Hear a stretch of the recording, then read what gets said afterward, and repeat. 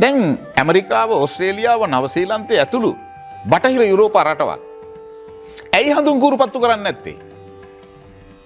ඒක ගැන කවුරුත් හොයන්න බලන්නෙත් නෑ, ප්‍රශ්න කරන්නෙත් නෑ. මං කියනවා ඔය විස හඳුන් කූරු පත්තු කරලා ගෙවල් ඇතුලේ දරුවෝ ශ්වසනාබාධ වලට ගොදුරු කරන පැහැදිලි පිළිකාකාරක.